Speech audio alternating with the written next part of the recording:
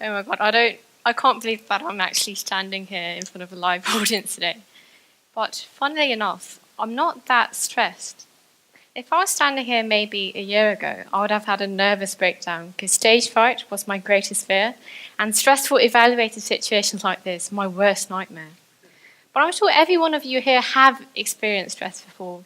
Going for interviews, a looming deadline, that dreadful feeling that gives you the butterflies in the stomach, makes your heart flutter, and gives you that impeding sense of doom. Yet stress is a vital response that has aided our distant ancestors to survive for millions of years. So let's put ourselves into their shoes, or should I say bare feet. You're faced with a 10 feet tall grizzly bear. Now, from a distant glance, the bear looks pretty approachable.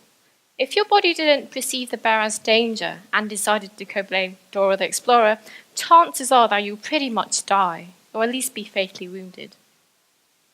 Hence, our bodies have evolved by responding to this threat by fight or flight response, to either fight the bear or to run away from it.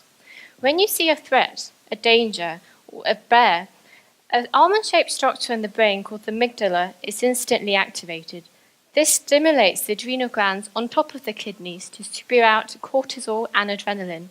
Ultimately, these two stress hormones make your heart pound faster, your reflex improve, and pulls energy away from non-essential functions to give you that instant boost of energy. But luckily enough, we don't live in a world where we are under the constant fear of a predator attack.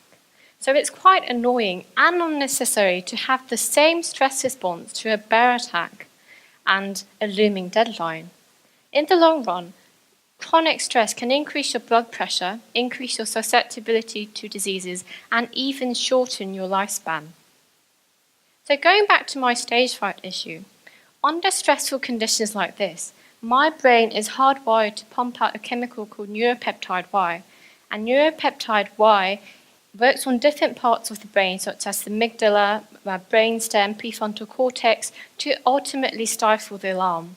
Although we don't have absolute control of the stress, repetitive encounters of these short-term stresses in our daily lives can actually help tremendously and help us build resilience. What doesn't kill you really does make you stronger. So allow yourself to be challenged day by day, little by little, for we are much stronger than you think we are. We can cope. Thank you for listening.